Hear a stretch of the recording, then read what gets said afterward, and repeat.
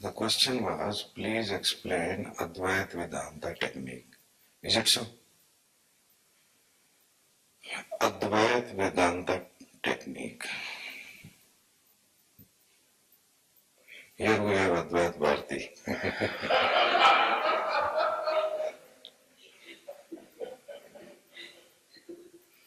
His other technique.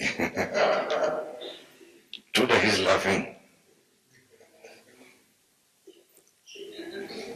Advaita means where two disappears, where duality disappears, where there is no duality, no two. If there are no two, logically it seems that there remains one. Actually, one cannot exist if the other is not. Advaita is beyond both. If there is no other, number two, there is number one. They can say straight where one is. They don't say. They use the different term where there are not two. Because one cannot be explained by who is going to explain. It is pure subjectivity. There is no other. If there is no object, where is the subject? That is why those thinkers, those people were very, very minute, very subtle. And Vedanta comes from Ved. Ved means to know. In the Vedas, what they have known is written. Ved. Ved means to know. Ant means with, Ved plus Ant. Ant means the end, where knowing ends. It is a state of not knowing. Where is a state of not knowing, that is called Advaita. Advaita Vedanta. The knowing has disappeared. It is not an unconscious state. It is going beyond both, conscious, unconscious, both. One has transcended sleep, one has transcended waking also. In sleep, one does not know that one is, though one is. When you go to sleep in the night, in deep sleep, you are not aware of your existence, that you exist, that you are. But each morning when you wake up, you found yourself that you are. In a waking state, I appears. Though we say I am, actually we have no experience of am. We have only experience of I. This I appears when you wake. When you live in the waking state, this I haunts you. This is the only illusion. This again disappears when you wake up from the waking state. First it disappears in deep sleep, again it disappears when you go even higher, you go into Turiya, again this I disappears. In the deep sleep, M-ness remains. And in Turiya also M-ness remains. What is the difference? In deep sleep, there is no experience of M-ness. But in transcendence, in Turiya, there is a pure experience of M-ness. I has gone, M-ness is there. This I is identified with the body. When you say I, it simply means this apparent body, nothing else. It is just functional. Actually, there is no such thing as I. There is only M. But M has no form. That is why it has no name. Only form can have name. If there is no form, there cannot be name. It's very simple. This I is like a shadow. When you stand in the sun, there is a formation of the shadow. The I you know all the time. And you know this I only in the waking state, not in deep sleep, and not in Turiya. Turiya means the fourth. One is deep sleep, one is dream state, which is mixture of both. Little sleep, little awake. Okay? Then is waking state, and then is Turiya. This can be also transcended, and one has to transcend this. But let us stick here. So this I, when you wake up, this I appears, the illusion appears. With this illusion, the illusion of the world appears. If there is no I, where is the world? It is just functional. But it has become master. Now the very same I asking the question, what is the technique of Advaita Vedanta? In Advaita Vedanta, there is no technique as such.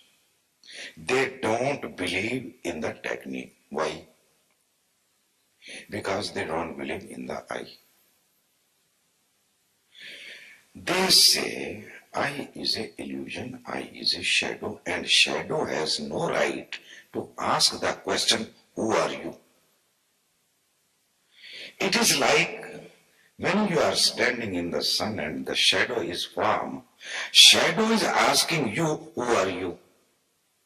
You can ask the shadow, who are you? You can know the shadow, who are you? How the shadow can know you?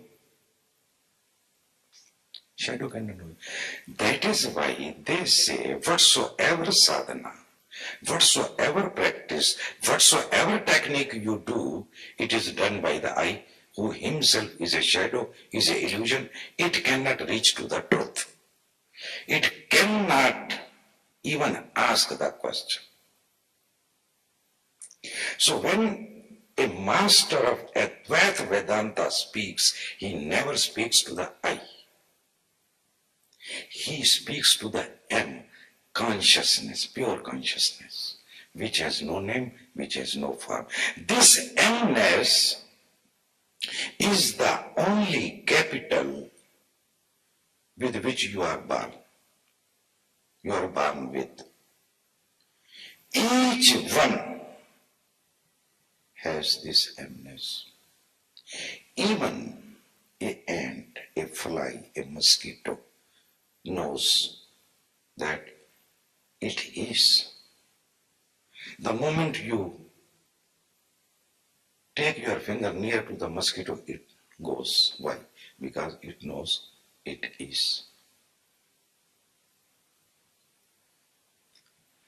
So Advaita Vedanta believes there cannot be any practice of spirituality.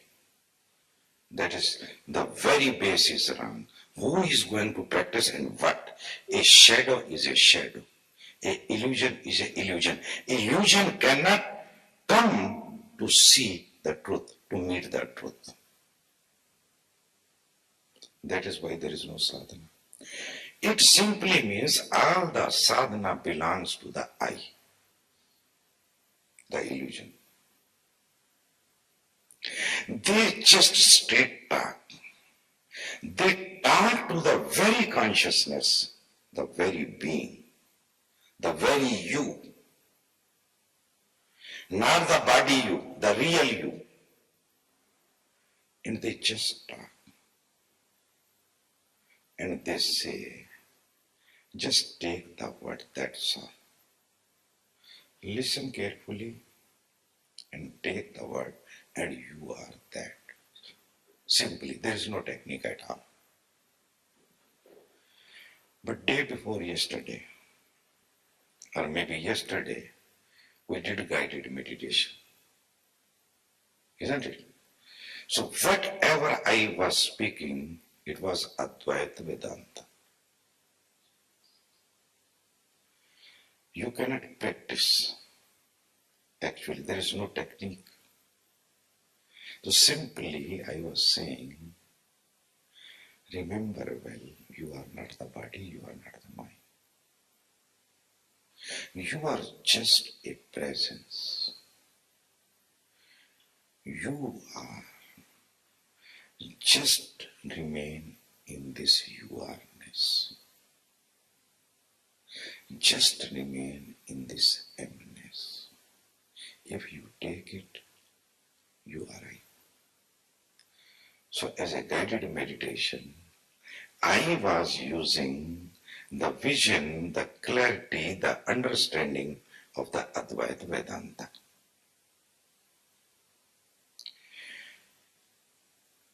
This I appears in the waking state because of the identification with the body. And this I is needed. Like when you keep a servant and he takes care of so many things. He does his job. The same way this I is a functional. He can do so many things. He should do that much. But he has forgotten that he is not a master, and we have also forgotten that we are the master. Now the servant is playing the whole game.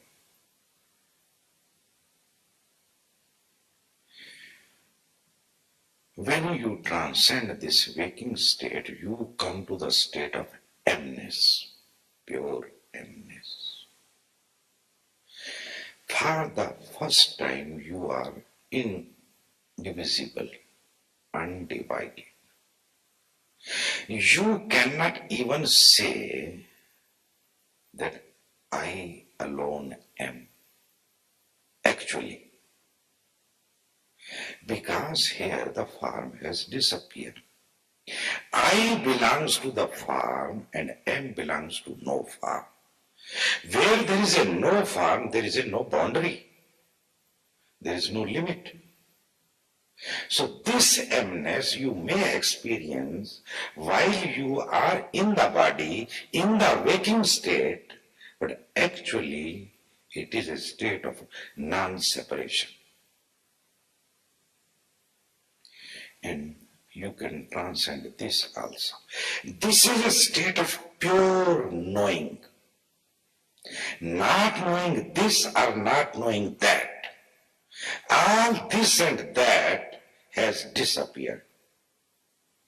No words, speechless, silence, stillness, pure stillness.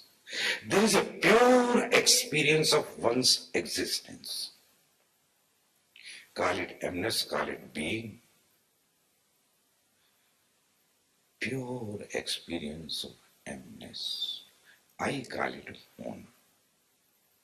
When you get rooted in this state, slowly, you will start having glimpses of isness. That all is included, all is inclusive, all is in me.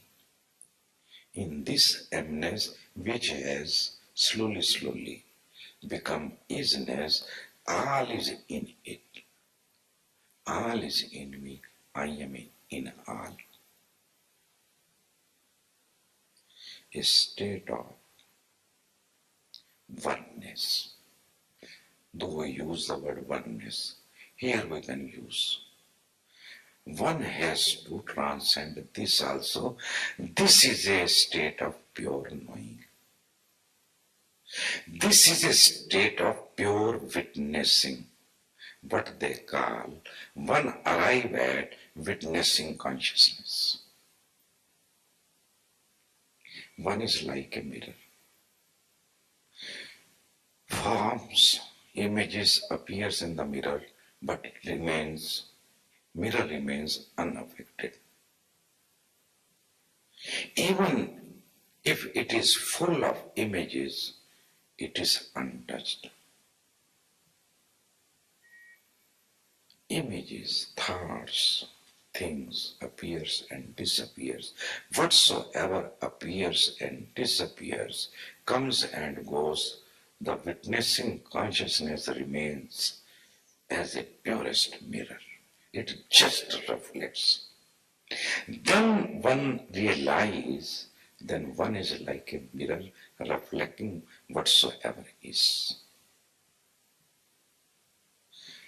Then, when you are really rooted into it, you transcend this state also. Then you enter into the state of not knowing. That is Advaita Vedanta, where knowing also disappears, a state of purity. Nityoham, Shuddhoham, Buddhoham, Muktoham. Nityoham means I am eternal. This state they call I. A state of not knowing. Nityam, ever and ever and ever, eternal. Shuddhoham means pure. I'm just pure. Buddhoham, aware. Muktoham, free. This is the state of pure freedom. One has transcended each and everything. That is Advaita Vedanta, but it has no technique. The only technique, if you ask for, they will say, hold on to your emness. Just remain as you are. If you call this technique, then it is beautiful. You call it. And all the time, in all the days, I go on telling you this thing. Hold on to I am. You know that you are. You cannot deny that you are not. You know that you are. Just remain as you are, still and silent. The moment you are still, you are silent, you have transcended the waking state. You have gone beyond in the fourth, in the Turiya. If you want a technique, so this much is technique, hold on, do everything you like, live your life the way you like, no problem at all, do whatever you like. If you are a criminal, remain a criminal. If you are a sadhu, a saint, a sannyasi, remain a saint. But don't forget your emness. Just hold on to your emness. And all the secrets will be revealed. Actually, Advaita Vedanta has no technique. If you ask this much, they will say you, just remember that you are and just be. Remain as you are. Hold on to your yourness, emness. Gurudev, Sadar Namaskar. In our life, we love each other and it becomes bondage as time goes. And to love each other become very difficult. Can you kindly guide us? I will be really very grateful. मान जीवन मुक्ति हो जाए. See, you all have gone in the Turiya. When you listen about Turiya of transcendental space, at least you touch it. The very listening of that state is a nectar, is a bliss. Immediately, without knowing, you touch that area. You go into it. You see the position. You go there and it is difficult to come out. And whenever I see you, that you have gone beyond, I bring you back because I need you. Otherwise, to whom I am going to talk?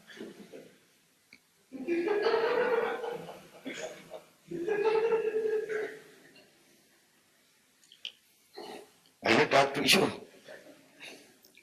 I cannot spare you. हो जाए.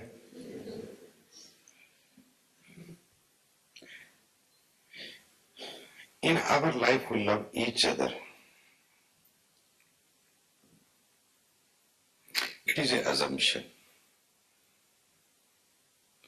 Nobody loves anybody else. Though everybody thinks like this only. Everybody claims like this only. That we love each other. If we love each other and everybody is loving the other, then why this earth is a mess, a hell? I think hell will be far better. See the earth. What has happened to man? This is our love. Now Hindustan, Pakistan are on a different trip. Again they are trying to become friends. And they are trying to love each other.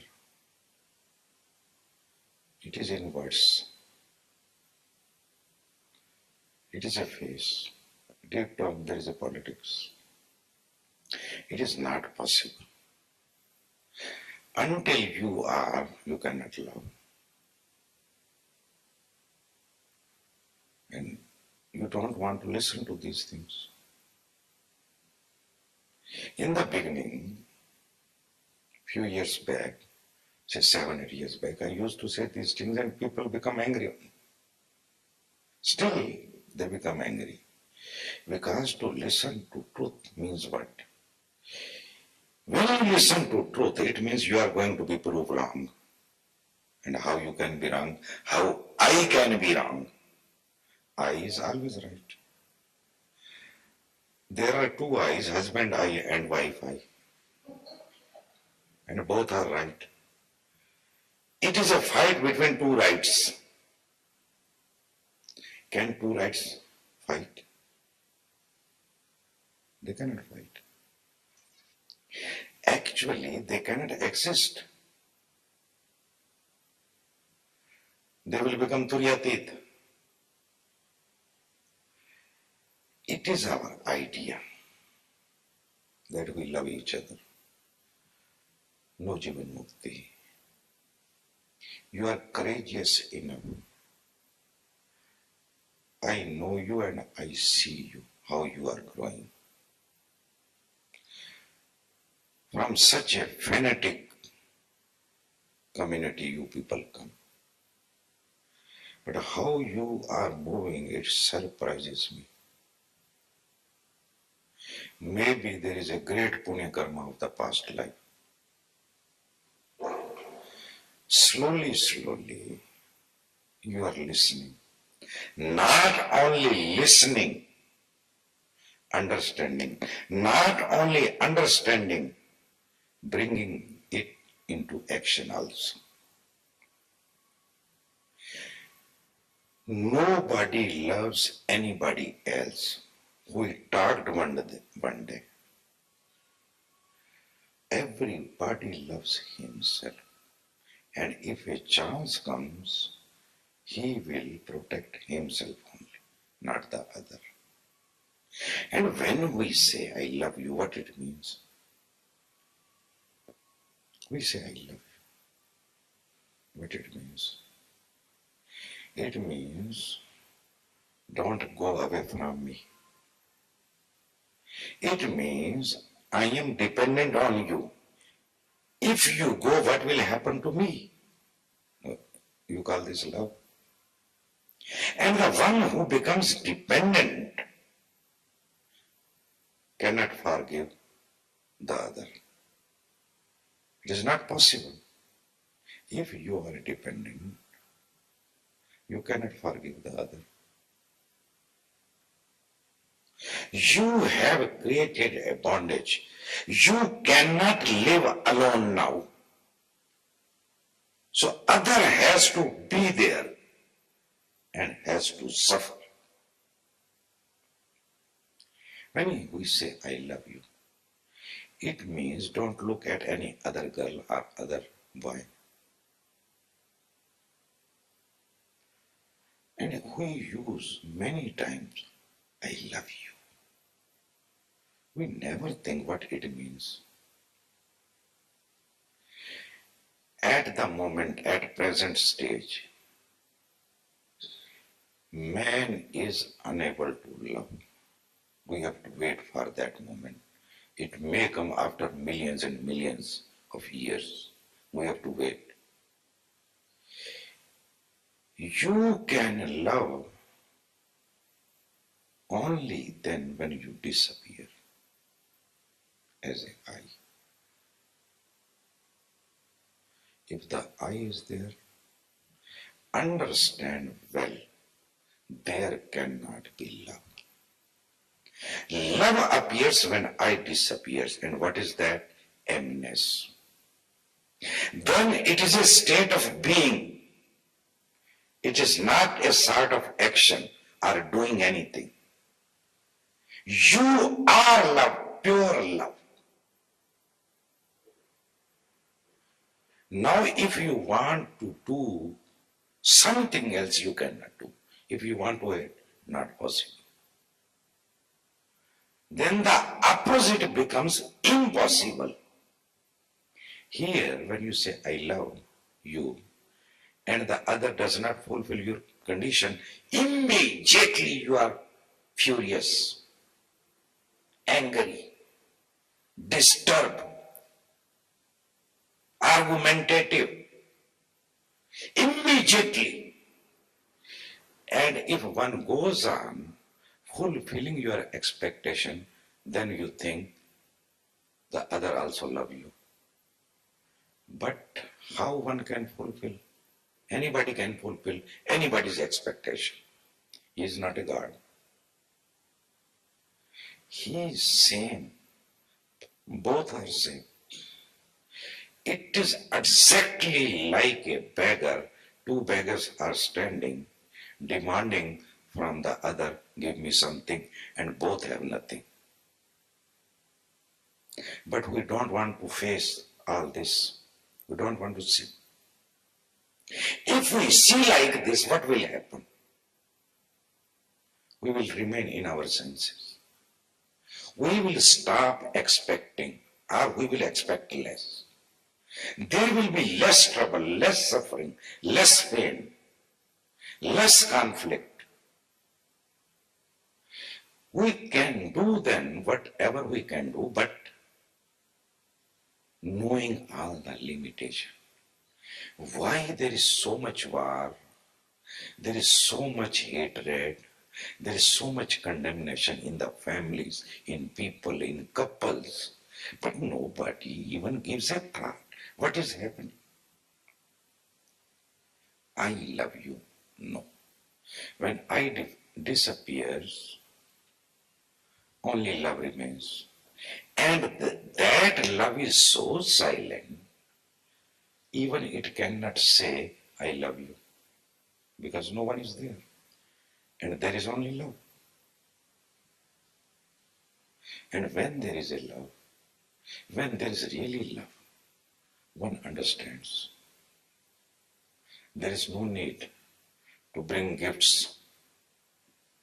We bring gifts. It is cheating the other. It is showing that I love you. And we make a heart. I love you. Give gifts, as many as you like, but remain aware. It is a trick to persuade the other, to console the other. You do the same, the other do the same. That is why this game goes on and on and on and on. It is just a game. But a seeker, at least as a seeker, a meditator, a sannyasin, has to become courageous and start seeing things as they are. It may be shattering, but what is going to be shattered? Only your belief system, only your thinking system, not you. When your belief system is broken, shattered, the real will appear. The love will appear. If you allow the false to fall, to go, to disappear, then what comes up? The real will comes up. In our life, we love each other and it becomes bondage as time goes. It does not become bondage. Love cannot be bondage at all. But the love we know is a bondage. When you fall in love with somebody, immediately you create a bondage. And what is that bondage? That you cannot go somewhere else. That is why we have invented the school of marriage. What we call school or institution of marriage. What is marriage? Now I am license holder. Without my permission, you can't move. And you call this love. You have created the bondage. The love we know is a bondage. Because we possess, the moment we fall in love, we start possessing. And why we possess? Because we are afraid. Why we possess? Because we are dependent.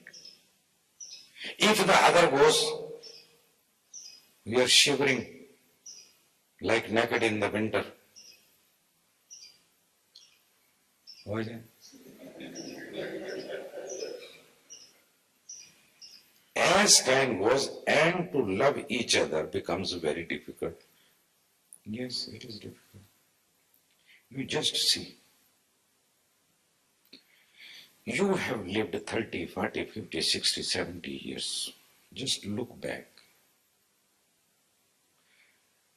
We pretend. that we are in love. We pose. Because life should move. Otherwise, there's no love at all. It is all pure bullshit. Okay? It is the case. When you say, I love my children, I love my son, I love my daughter, what it means? You are making them dependent on you. If they go, you will be furious, you will be angry, you will be shattered, trembling. You have made them your base and you say you love them. Love knows no condition at all. Love is a just pure giving and even without noticing. In pure love, you give all and you don't know that you have given. It is such kind of sacrifice that one does, but one is not even aware. If you want really to move into that area, you have to be courageous to leave aside your all assumptions, all belief system, all thinking system, and you have to see what is what. And then there is only a possibility to discover the true love. And that true love is not at all demanding. There is no demand in that love at all. It is just pure giving, not even giving. It is a fragrance. Just in the air, it is moving, and it does not know. Where it goes, it goes. If there is a demand, there cannot be love. It may be a mutual business. That's all. Difficult, can you kindly guide us? I will be really very grateful. Now I don't know. But as I know, actually you. Maybe what I say shakes you a little, shocks you a little. But if you really little meditate, you will come and you will be really grateful. Because I am opening a door, I'm giving you a chance, I'm showing you the path that move into this direction and you will reach to pure love. When you are in the state of pure love, all the demand disappears. You are in a state of no resistance at all. You are not afraid. There is no fear. That is a state of pure love.